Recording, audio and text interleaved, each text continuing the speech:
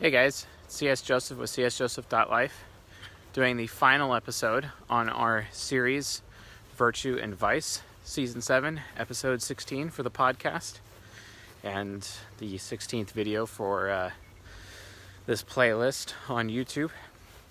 So, this is the third most requested video out of the list. I was asked to produce a video for the INFP Virtue and Vice multiple times before we were even halfway done with with this playlist. So that's cool. I like it. So let's just do a deep dive right into the Virtue and Vice. So the Virtue and Vice of the INFP, the dreamer type, informative, responding, control, behind the scenes. Well, there goes that wind again. Our favorite counterpart here when we're filming. Absolutely. It's like the absolute best thing to have here as a backdrop, if you know what I mean. So, also the idealist, intuitive feeling temperament for INFPs. The Virtue and Vice of the INFP. Well, where does it come from and how did I learn it? I learned it from actually a collection of INFPs over time. The first one I learned about it, was when I was in the Sacramento Politics and Philosophy group, actually, before it broke up and became multiple factions, etc. And met an INFP girl there, and we started becoming pen pals of sorts over a period of like 4 months, etc. So it was very interesting to see the Virtue and Vice manifest as a result of that interaction. And there are a few other interactions, some INFPs at work, for example, that I've met, and but nothing from like romantic relationships, etc. But be that as it may, the Virtue and Vice is very compelling. And I will admit that ENFPs definitely have this Virtue and Vice, but it's just not their primary. They do the same thing. And, but again, charity versus depravity is their main thing. But INFPs also have charity versus depravity as one of their secondary, tertiary virtues and vice, etc. If you notice, you can actually attach the Virtue and Vice to each type. Each type represents 4 cognitive functions. If you were to put them all out in a grid, right, you would note that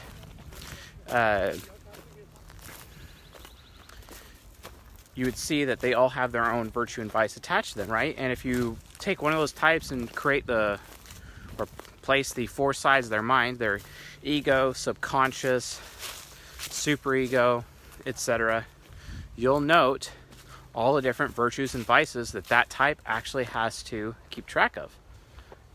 So that's kind of the difference in that regard.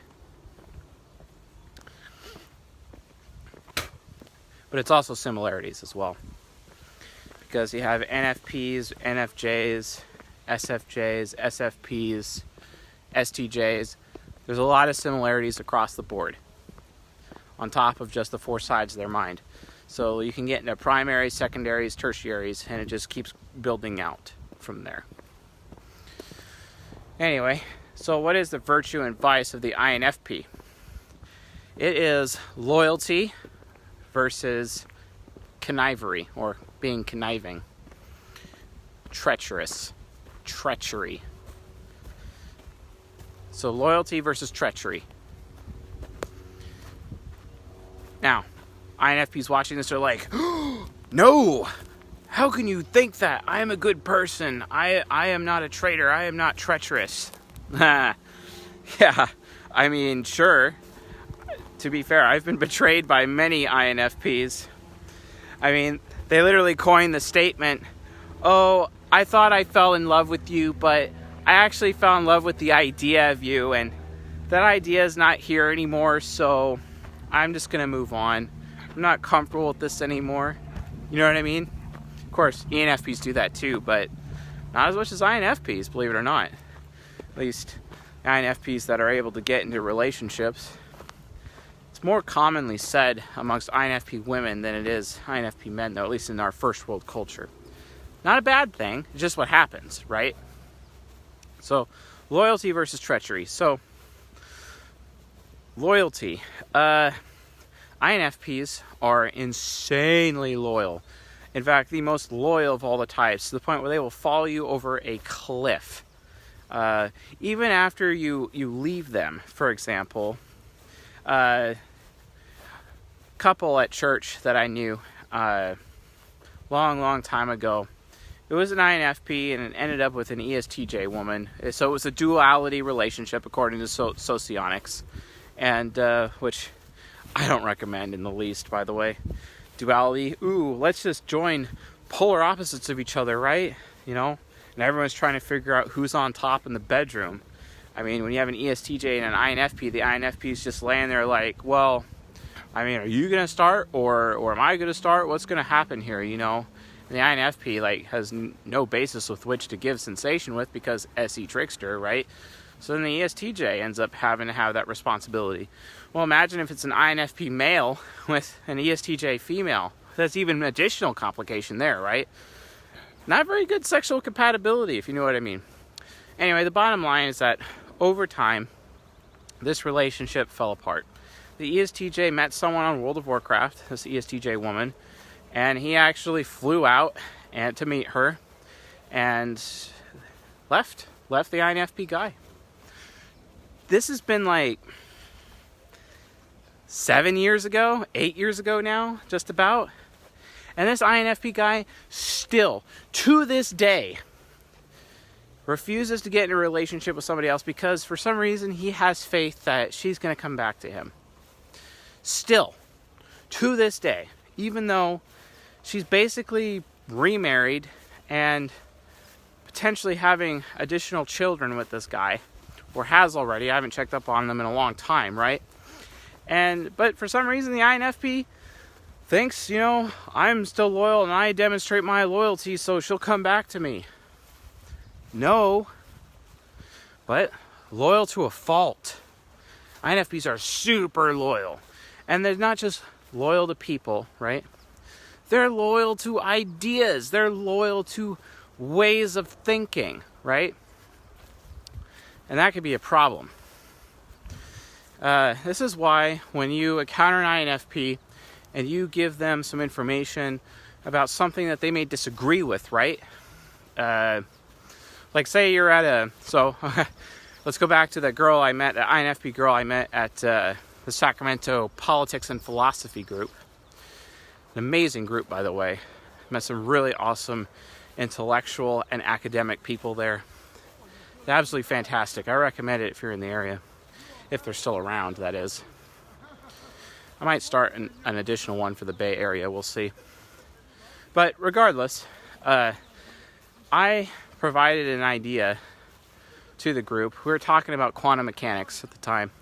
And the INFP girl that I was sitting next to before we became pen pals challenged me. And she's like, well, cite your sources. What's your reference material? You know, who else out there agrees with you, right? It's because she's so loyal to the idea that, you know, her idea that quantum mechanics was not the way in which I was describing, right? I was describing extrovert intuition, actually, as a form of metaphysical awareness. She had never heard that before, so she automatically disagreed with me, right? Cite your sources. Because she's so loyal to the norm, so loyal to pre-existing ideas, or to ideas that other people have established ideas, right? So that's kind of how she approaches it in that regard. And it's like, well, I can't exactly cite a theory on quantum mechanics, right? So she's quick to dismiss it entirely. Well, that puts an INFP academic at risk of their basing their educational decisions, right? Or changing their mind, right, based on the collective. Because if the collective doesn't agree with it, then it can't be relevant and it can't be valid, right? So they're super loyal to ideas. And the reason for this is because of TE inferior. TE inferior, the way it works is that it's very insecure about what other people think. It's also insecure of new ideas. Why is that? It's because SI child is comfortable with the INFP's own personal philosophy, comfortable with their own personal stake in things, how they feel about certain ideas, how they feel about truth. Because let's be honest, INFPs don't necessarily care about what's true. They care about what people believe. Because to an INFP, it's about, similarly with the ENFP, in the absence of communication or explanation, perceptions become reality. So it really is all about managing people's beliefs, right? They'll have to continue to manage their own beliefs and manage the beliefs of others if they accept new ideas. It causes mental stress because it forces them into their shadow. Because their shadow, ENFJ shadow, is where their TI function is. The problem is it's their bottom function, so it's extremely stressful. So they can't just accept new ideas willy-nilly. They can't accept ideas just right off the bat. They need evidence, right? Because they have to feel good about the idea. And if they already feel good about an idea and they're already loyal to an idea, they're not going to let that idea go, right? Because of that, there's a lot of complications, right? There's not much you could do about it. Cite your sources. If you want to get anywhere with an INFP, you got to cite your sources because they're super loyal to those ideas. In the same way that they're super loyal to people, right? Loyalty to a fault. You could also argue that INTPs do this as well. Yeah, loyalty versus treachery. They definitely have that virtue and vice, but it's not primary to them. And also, it's very rare that I ever hear about an INTP actually betraying anyone. It's extremely rare. And it's usually after they've been abused for decades in most cases. If I'm going to do the time, I may as well do the crime, right?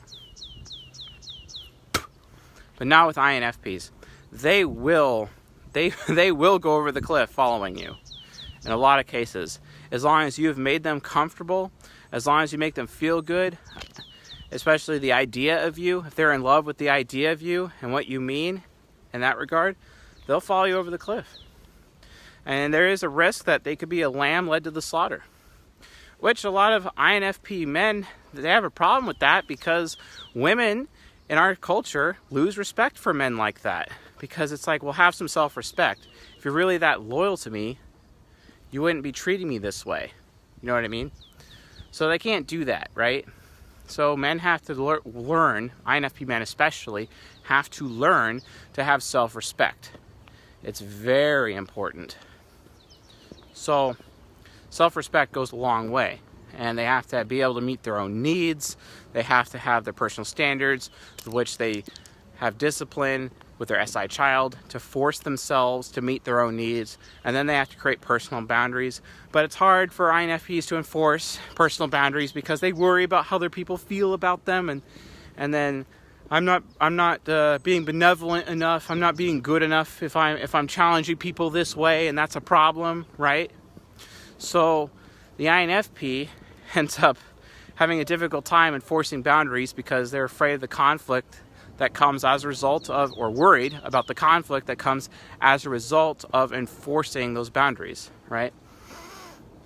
So there is an aspect of being a doormat in that regard, which is kind of interesting because in our feminist society, a lot of INFP women that I talk to, they're like, you know, I'll never be labeled a housewife.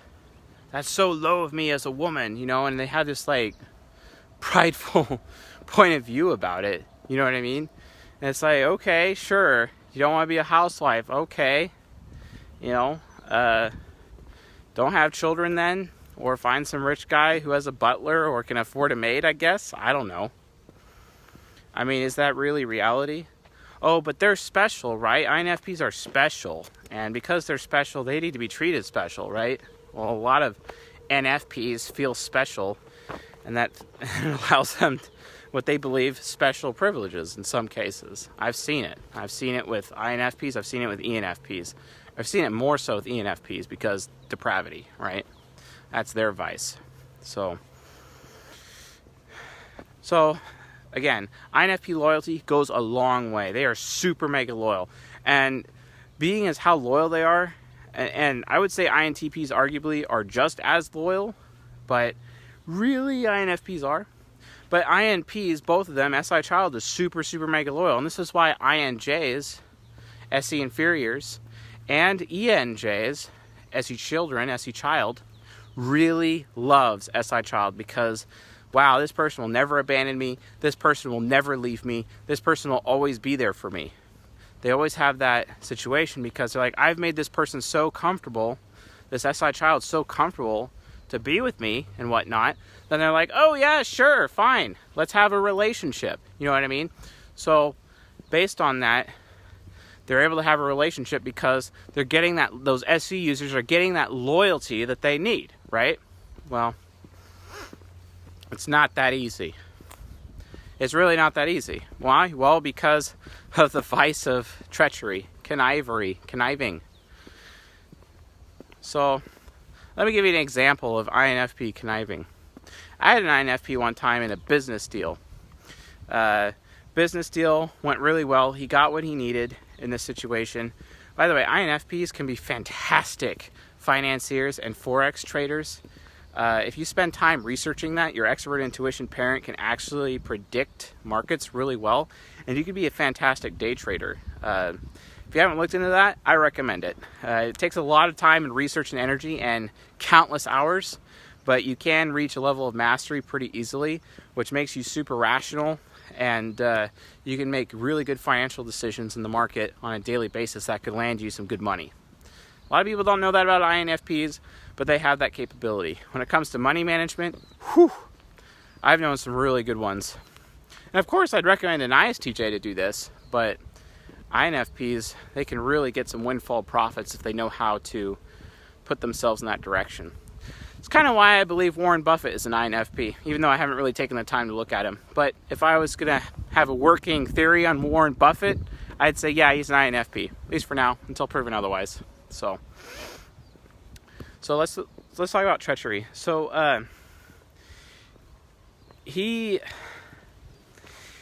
had a deal, and it went really well, but he didn't feel good about it. He didn't feel good about the deal. So any additional deals later with this other individual that this INFP was doing with, he decided to not go forward with them, or at least he decided to make the deal more in his favor, right? And then when the other party negatively reacted to that, even though they had their terms written down and everything, it was a problem, right? So what the INFP financier did instead was just be like, well, fine, you can have it this way. I'm not going to do this anymore. And walked out of all of their deals. Even had a real estate deal, completely walked out. The guy got screwed, right? So that ended up becoming a problem. Got even worse. It got to a point where that INFP was actually hiring people to get dirt on the other guy, and then expose them and potentially blackmail him. And this other guy, he was a what type was he?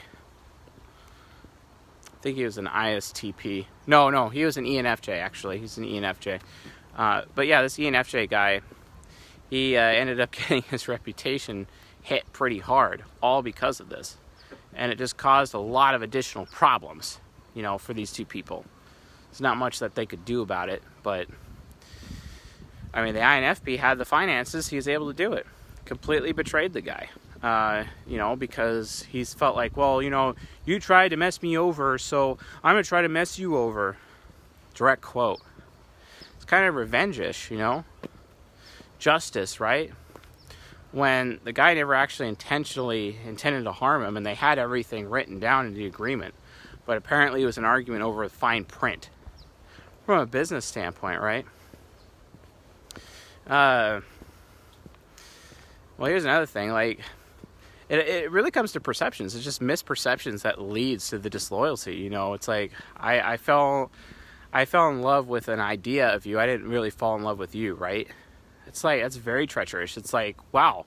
So You mean to tell me that you weren't actually in love with me this entire time, and you weren't actually in a relationship with me just for me, but you were just in love with the idea of me, you know? That's like very groupie-esque, you know what I mean? The rock star gets in a relationship with the INFP, and then all of a sudden the rock star like has nothing left, and the INFP's like, I don't feel good about this anymore, I'm just gonna move on. And they do, and the rock star's left with nothing. Not only has he lost all his money, but, you know, the girl walked off too, right? And that's why in a lot of cases, INFP and ENFP women, but INFP women especially in this area, end up having that whole, you know, groupie label attached to them, right? And it continues, and that just, you know, that's attached to their reputation, right? Oh no, Mr. Joseph, there's no way that's true. I don't do that. Yes, that's fine. I'm sure you don't do that. You're probably a very mature INFP and would never be starstruck in your whole life. NFPs, especially INFPs, they can be starstruck. I've watched many INFPs, even men in some cases, paying attention to celebrities, being on Instagram all the time, you know, spending so much time on the phone, keeping up with celebrities and whatnot, because T inferior is all about that status. They feed off the status of others, and because they want to gain status for themselves, you know. And they're even okay with having the illusion of status in some cases, depending on how mature they are, right? But that illusion is still an illusion. And they're even willing to betray people in some cases to keep up the illusion.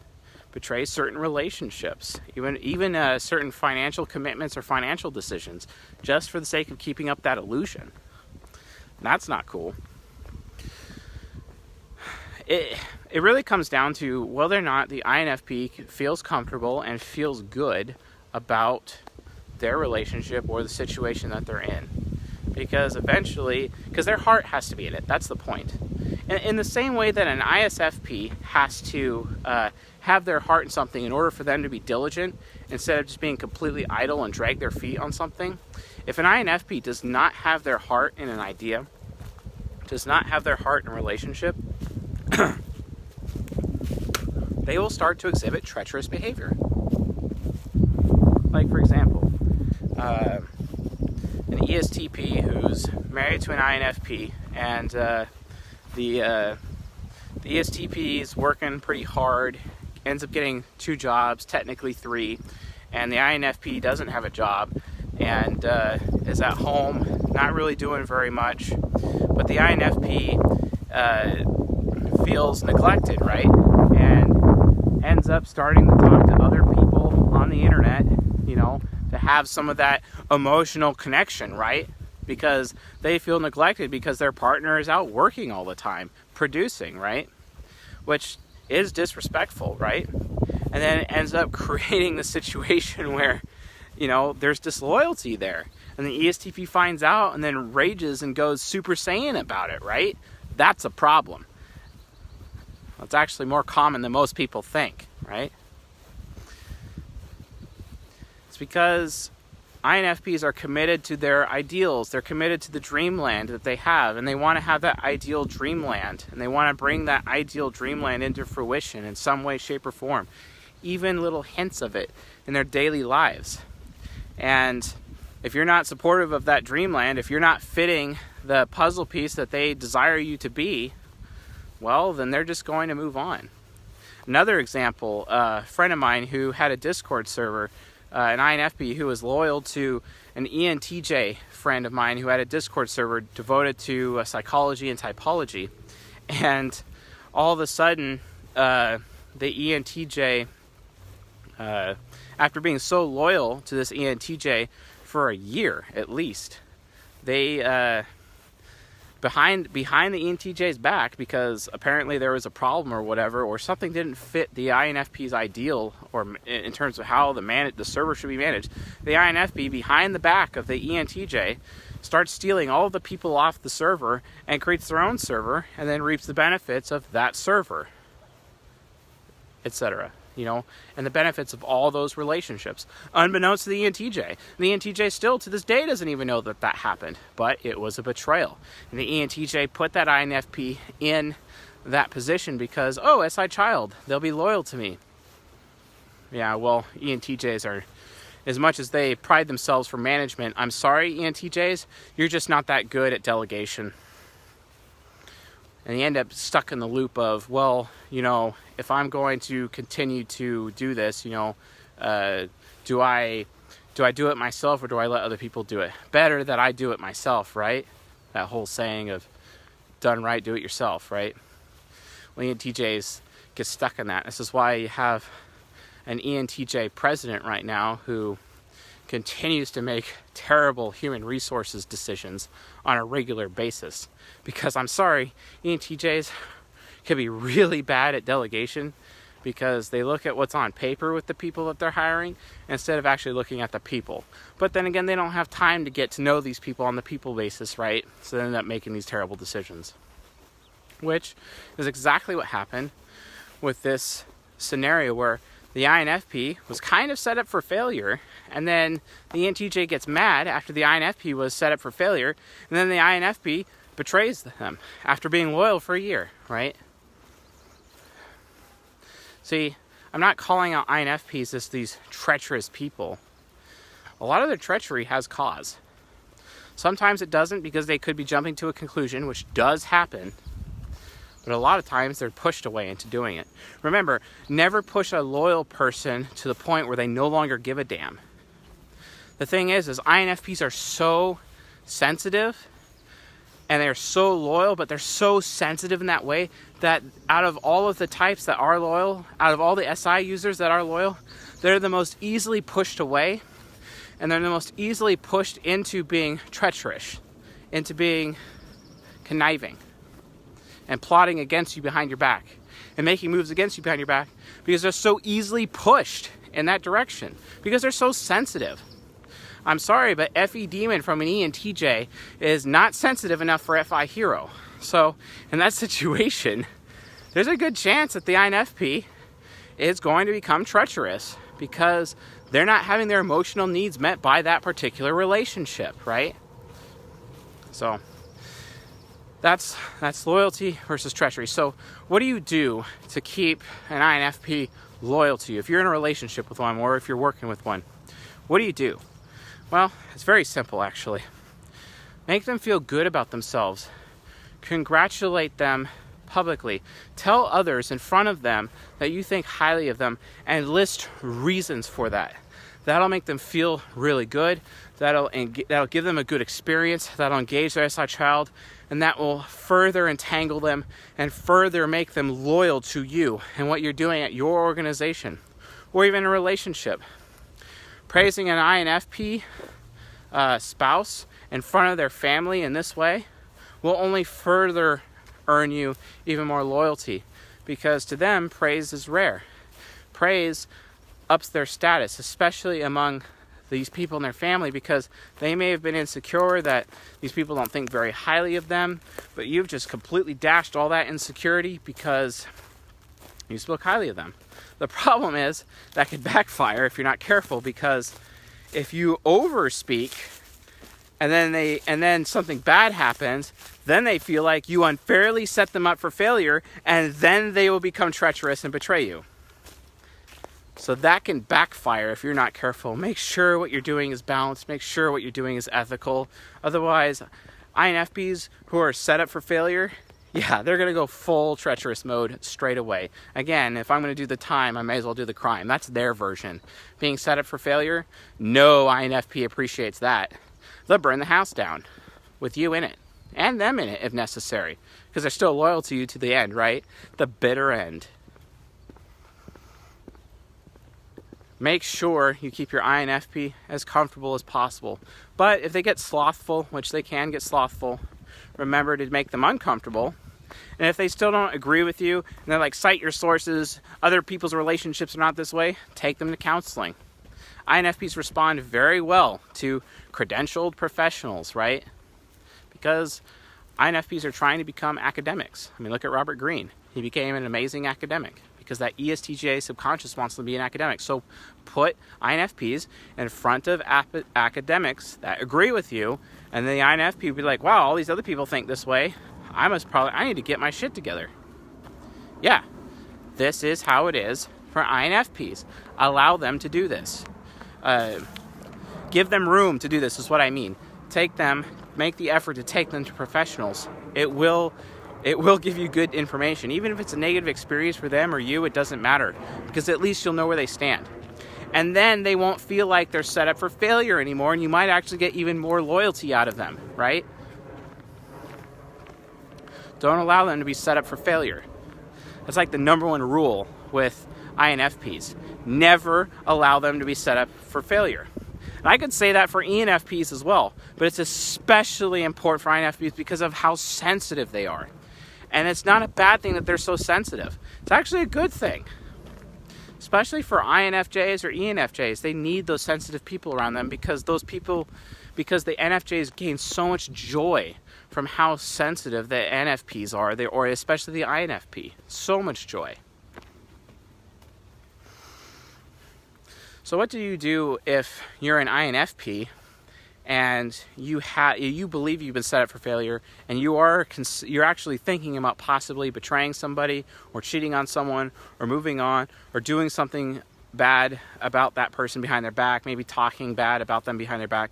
If you're in that position, what do you do? Well, first things first, you have to be willing to suffer conflict. Get in your partner's face or your boss's face or whoever's face. Tell them exactly how you feel. Tell them how the experience that you're receiving is like unrealistic, not even like a good experience by any means. Tell them that you're being set up for failure. List out rational reasons why that is the case. Really, the best way to prevent yourself from being treacherous, especially if you're doing it on a conclusion, what if you perceived or misperceived that you were being set up for failure, right? That would be a problem. If you're misperceiving this, then all of a sudden there's a problem. So how do you do that? Well, verify. And I know verifying is rough, but find out what the other person thinks. Be like, so what do you think? Do you really think less of me that you've set me up for failure? Do you hate me? Get in their face. Use that FE nemesis. Be like, do you really feel this way about me? Do you think this little of me? Get in their face. I guarantee you, especially if you're with an NFJ or an STP type in your relationship, they will listen to you and they'll be like, oh, and then they'll feel guilty, right? And then change will occur. And then because you communicated, you're no longer feeling like you've been set up for failure. Because remember, just because INFPs, you feel that you've been set up for failure in whatever situation, doesn't necessarily make it true. You have to do your due diligence and verify, even if you're not in the mood. Because it could be that you end up betraying somebody, come to realize that, well, you didn't have any leg to stand on to begin with. I've seen tons of INFPs do that, much to their detriment, to the point where some INFPs have ended up in jail over that. I do not recommend that. Actually, there's a situation with a former coworker who ended up taking home one of those MiFi boxes and playing movies on it for her children on a conclusion that she jumped to. And when they gave her the $5,000 bill and told her, pay it or you're fired, she was fired. And her poor children definitely did not have any movies for a long time. That can happen. You have to communicate. If you are about to betray somebody, if you're about to go down the treacherous road, because after being so loyal for so long, if you do not communicate, you are actually setting yourself up for failure, and it becomes a self-fulfilling prophecy. Do not allow this to happen.